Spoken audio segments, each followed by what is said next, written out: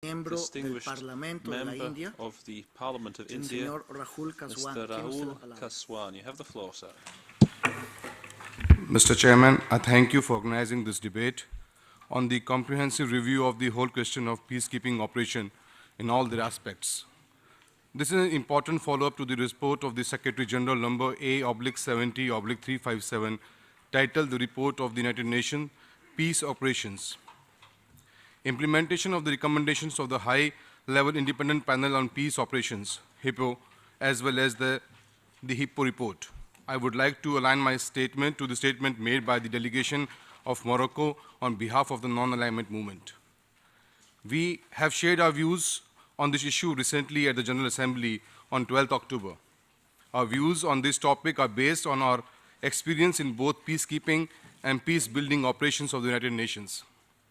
We are proud to be the largest cumulative troop contributor to UN peace operations, with over 185,000 troops having served in 48 of the 69 missions mandated so far.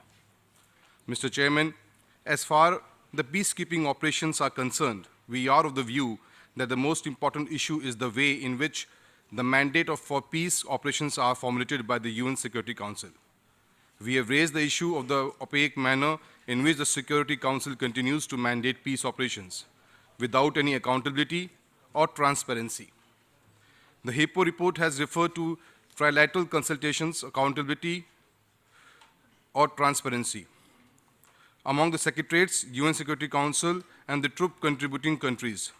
We would, however, like to suggest that direct and formal consultation between the TCCC and the Security Council during the mandate formulation and change in a sine qua non for an effective peacekeeping operations. This should also be in the spirit of the Article 44 of the UN Charter. Article 44 clearly calls on the Security Council to invite member states not represented in the Council to participate in the decisions of the Security Council concerning the employment of contingents of that member's armed forces. This never happens in the actual practice.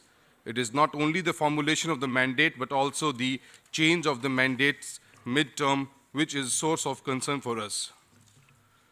We have witnessed the proclivity of the Security Council to mix the traditional original mandate given to the UN PKOs subsequently with a new interventionist mandate for a small portion of the troops in the same peacekeeping operations.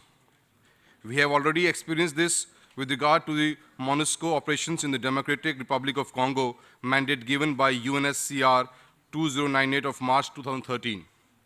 India currently contributes more than 4,000 troops to MONUSCO, and hence we have concern on this important issue.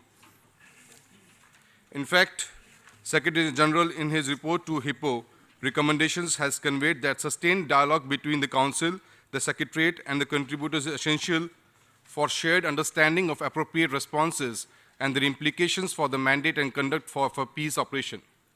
He has further stated that this dialogue should begin before the establishment of the mission.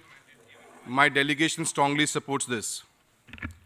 We have taken note of this report of the Secretary General in which he has proposed 3 pillars for conducting UN peace operations with a renewed focus on prevention and mediation, stronger regional global partnership, and new ways of planning and conducting United Nations peace operations to make them faster, more responsive, and more accountable to the needs of the countries and people in conflict.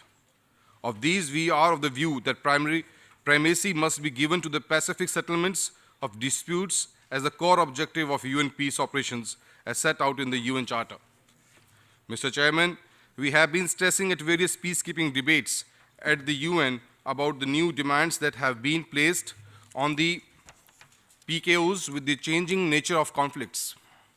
We would like to urge to the United Nations and especially the Security Council to ensure a mandatory inclusion in all UN PKO mandates of legally binding provisions for prosecuting, penalizing, and neutralizing any non-governmental armed groups and armed militias causing or threatening to cause harms to UN PKOs.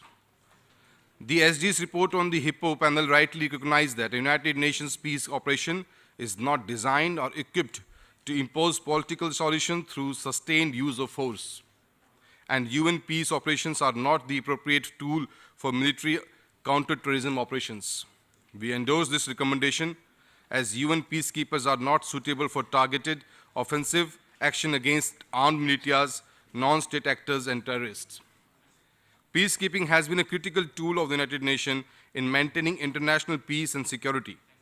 While the multidimensional peacekeeping is a reality, we still firmly believe that the core values of UN peacekeeping, including the principles of consent, impartiality, and non-use of force except in very limited circumstances, remains completely relevant. However, we urge a review of the current allocation of resources within UN peace operations to support political efforts to bring about a peaceful settlement of conflicts. This would considerably mitigate the growing resource constraint faced by the UN peace operations. The Secretary General in his report has reaffirmed his commitment to inform and brief the Security Council of situations of escalating risk for civilians or serious shortfalls in the capability of missions to fulfill protection mandates. This is a welcome step as troops contributing countries will look forward to participating in such briefings in an interactive manner. UN peacekeepers are not only the UN's boots on the ground, but also UN's eyes and ears, and the Security Council can only benefit from the ground-level assessments which troop contributing countries can provide in direct interaction between member states. Such interactions will contribute to a more effective implementation of the mandate for protection of civilians, POC. This is why we call for Article 44 of the Charter to be implemented in letter and spirit. Mr. Chairman, based on our experience, it is our view that investment in equipments, logistics, and training go a long way in making the PKOs more viable and sustainable. With the emergence of multidimensional mandates, we have new mandates of UN PKOs without matching financial resources.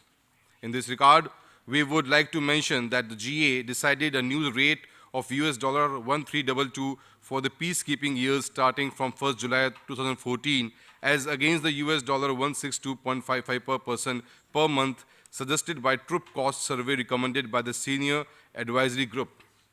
This certainly represents an increase but is also far from being adequate. There is an urgent need to offset the mismatch between the requirements of the resources and the actual allocated resources. Mr. Chairman, another serious issue pertains to sexual exploitation and abuse, which continues to shame our organization. Such abuse scars the lives of men, women, and children. We take such cases with utmost seriousness. We would like to strongly suggest that the United Nations must apply one standard, that of zero tolerance, while dealing with all cases of sexual exploitation, abuse in all its field operations, whether these be peacekeeping, peace building, or others. Mr. Chairman, during the recently concluded Leaders Summit held on 28 September 2015 in New York, the Honorable Prime Minister of India announced an increase of 10% of our troops' contribution to existing or new operations, an additional 3 police units with higher representation of female peacekeepers, a commitment to provide critical enablers, deployment of technical personnel in UN mission, and additional training for peacekeepers at our facilities in India and in the field. These commitments show that India is willing to walk the talk when it comes to supporting the UN peace operations. I thank you, Mr. Chairman. Agradezco al distinguido miembro del Parlamento de la India, el distinguished señor member of Rahul Parliament of India, Mr. por Rahul su Kaswan, declaración. for his statement. Y ahora doy la palabra And I give the al floor distinguido to the director de distinguished Asuntos Director of Políticos Political y and Consulares del Consular Líbano.